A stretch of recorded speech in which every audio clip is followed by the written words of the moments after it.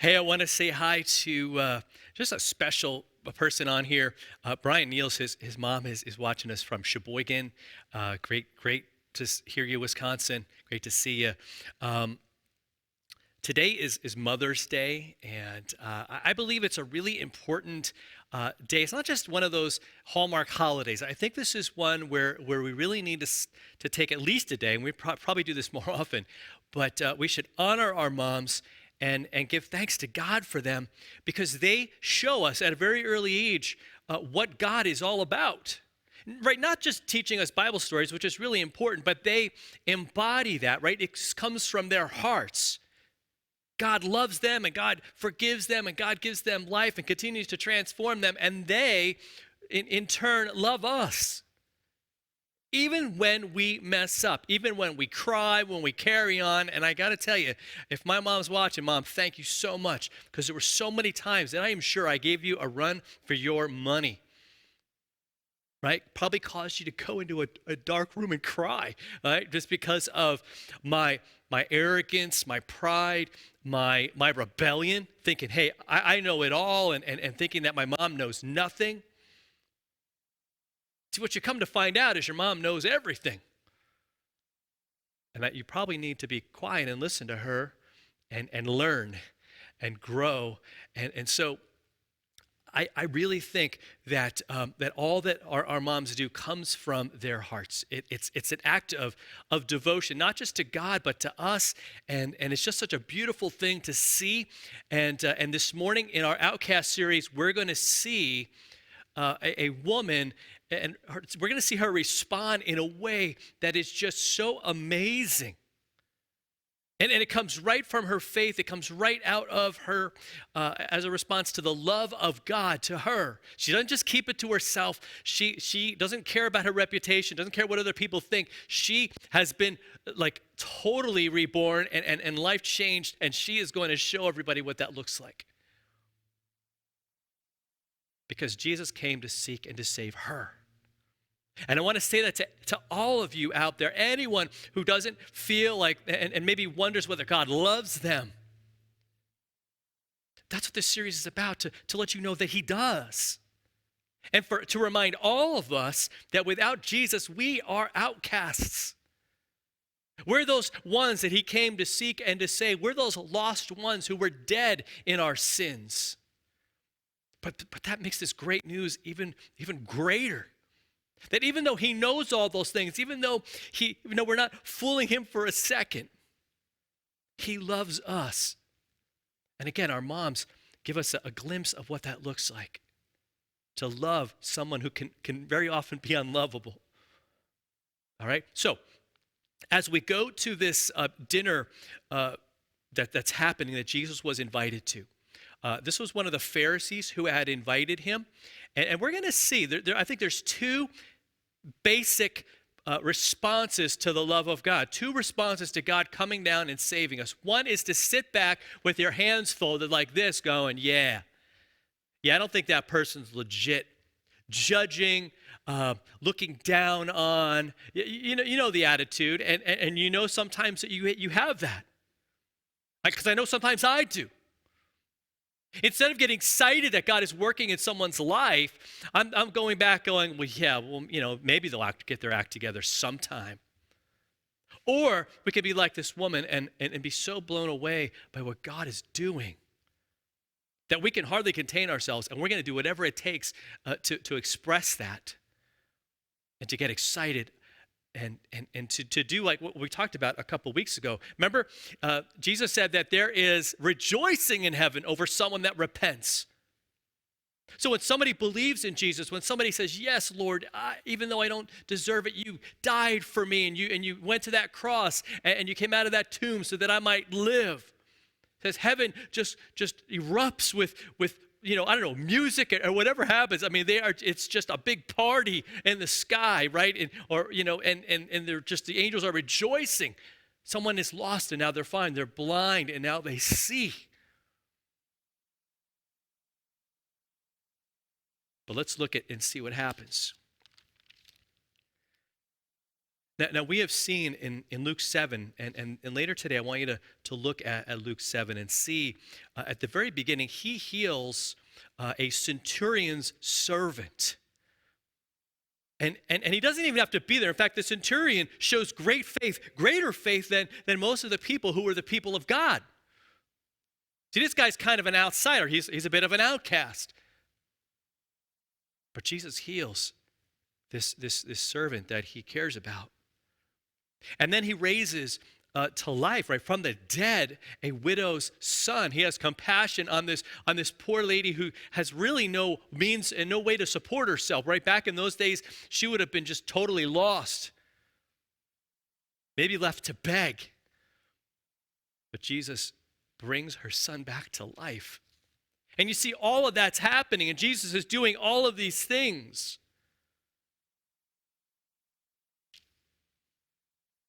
And perhaps this woman hears about it. She hears that Jesus is at this dinner with this Pharisee. And now, Luke reminds us that she is a woman of the city, right? She is a sinner. She's got a reputation. And so it's really surprising. In fact, that word behold is like, whoa, you're not going to believe this. Like, this is in the Bible. Here's a woman who is, and again, we don't have to say what she was doing, but just to say that the last place on earth that she would probably feel welcome or at home would be at a religious man's house, at a Pharisee's place.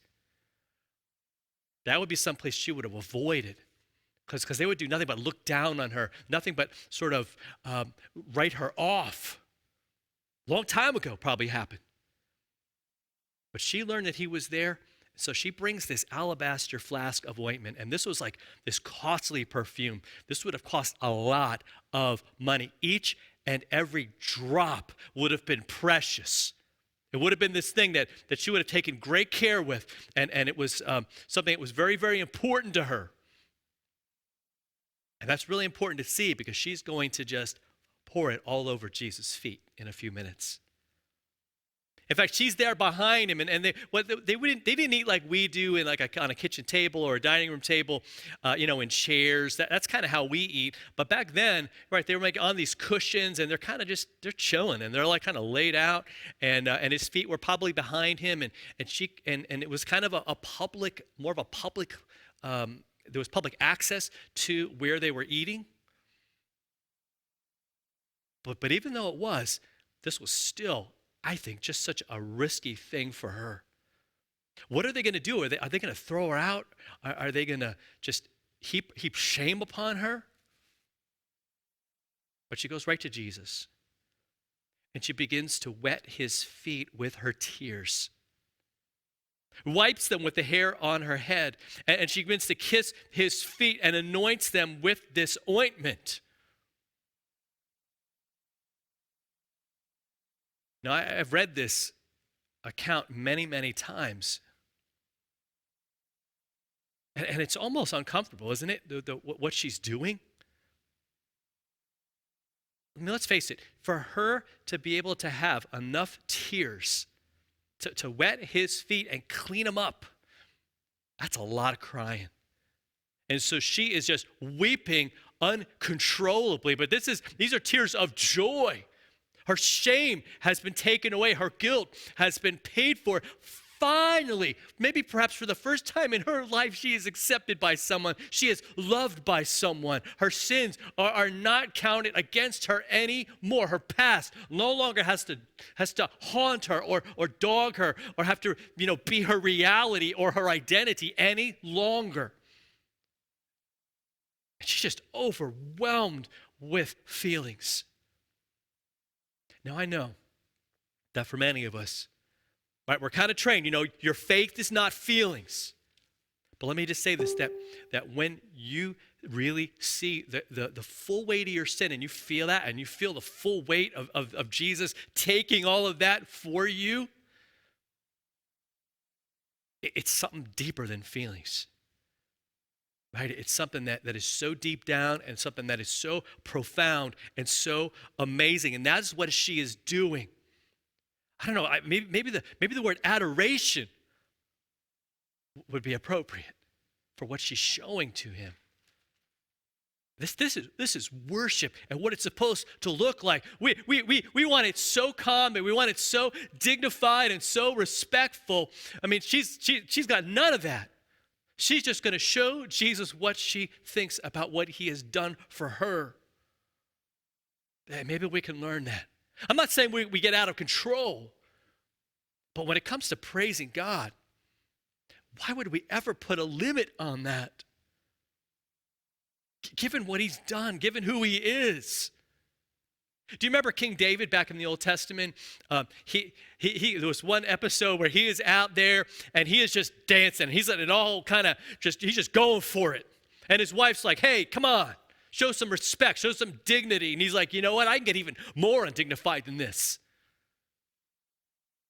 He was saying, look, we can't put a limit. Why would we put a lid on praising God?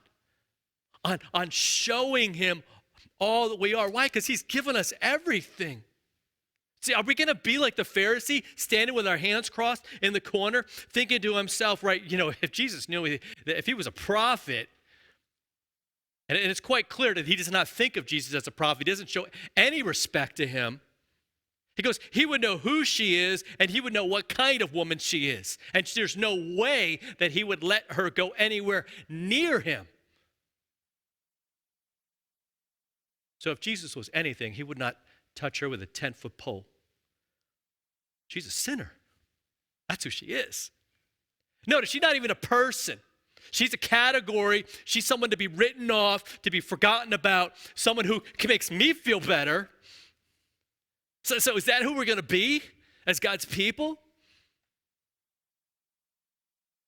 No, God came to seek and to save the lost, and it starts with us. Loved us, forgave us.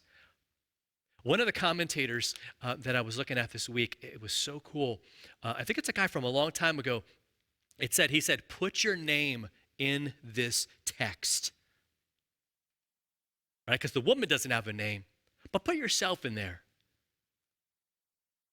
Like you realized that Jesus was the only way, right? He was the only hope. And you went to him and he said, yes, I died for you. Yes, I love you. Yes, you are forgiven. And I pray that our response would be the same one. Now, Jesus knows exactly who this woman is. He knows what her sin is about. And we're going to see that in a second. Because he tells Simon, he says, look, I got to say something to you. And he says, all right, say it. And Jesus says, all right, I want you to think about a moneylender, right? There's somebody who lends money to somebody. So he's got two guys. They both owe him a lot of money. Neither of them can pay for it. So what he wants us to see is that the Pharisee who invited him to dinner and everybody else at that table, none of them deserve God's love. None of them could earn it. The same deal for them as for this woman. And same deal as for all of us. So why do we act like there's a different deal for us? Because we're quote unquote good, right? And we've got it figured out, right? But sinners, really, they got to work it off. So I want mercy, but throw the book at them. God says, no, that's not how it works. Neither of them could pay, and he canceled the debt of both.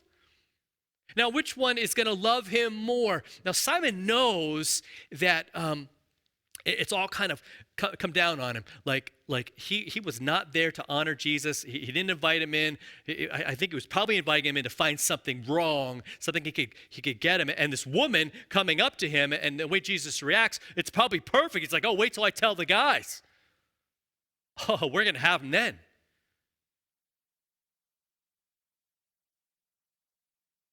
He says, I suppose. Doesn't really want to answer. Because he knows answering makes him guilty. The one who canceled the larger debt. The one who had the larger debt canceled. And Jesus says, yep, you judged rightly. And he turns to the woman. He says, do you see her? Okay, get the picture. Get the message. He wants all of us to see us. See that person that's hurting. He said, look, I entered your house. You didn't give me any water. That was a common courtesy. Right? Somebody comes into your house. What do? You offer him something to drink, right? You say, hey, can I get you something? It's just what you do. You don't make them sit out in their car, or, what I mean? Especially if you've invited them for dinner. Can you imagine that? Right? You invite someone for dinner and you're just like, yeah, you sit on the front porch and, no, you invite them in, you offer them something to drink, you bring out the chips, you bring out the dip, right? You have it all scheduled out because that's what you do. They're your guest and you honor them. He does none of that. There was no servant. There was no one that was going to wash his feet. He goes, but she's wet my feet with her tears. She wipes them with her hair. Are you tracking with what she's doing? A common greeting was just a kiss. It was a courtesy. It was a way to honor that person and greet them. He goes, you didn't do any of that. She hasn't stopped kissing my feet from the moment she got here. You didn't anoint my head with oil. Again, another thing to show honor to your guest, right? She's anointed my feet with this costly perfume. That probably cost her everything. She's not holding anything back, and this Pharisee is holding everything back. And we get a clue as to why. If you go back to Luke chapter 7, in verse 30, Luke says, the Pharisees and the lawyers, they had rejected the purpose of God for themselves, and they were not baptized by John when he was baptized. Remember that everyone went out? They went out to judge. They went out, right? They're always doing that. Let's see if something's wrong. Let's see where they're messing up. And Jesus said that's what they do. In fact, he said one time, Jesus said, what you do is you put more weight on people's backs, like you're out to break their back instead of helping them to lift it, instead of showing them God's love, instead of doing what's right, you just make it worse. He goes, no, this woman's life has been changed, and all you care about is who she is. He's like, you don't care about what she's doing or how she's honoring me. He says, I tell you, therefore, her sins, which are many, he doesn't sugarcoat it, they are forgiven. Her mountain of sins, and yes, it's a gigantic mountain of sins, it's forgiven. Her past, even though it's wicked and wretched, and she has the worst reputation perhaps in town, she is not about that anymore. That is not who she is. She will go down in history in the scriptures as a beautiful example of what faith looks like, of what it looks like to be set free, of what it looks like to know who Jesus is, and to just have it it could totally just captivate you and all of that to where you don't leave anything behind. You don't hold out on anything, but you just give all that you have to him. What an incredible thing. I don't know, after looking at this passage, I pray our worship will be different. I pray that the way we do life will be different. Because we've been forgiven a lot. But he says, but if you've been forgiven little, you love little.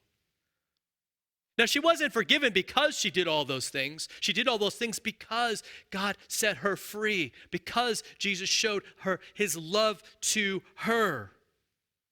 And the people around the table can't even believe it. They're like, who is this? He forgives sins? And Jesus says, your faith has saved you. Go in peace.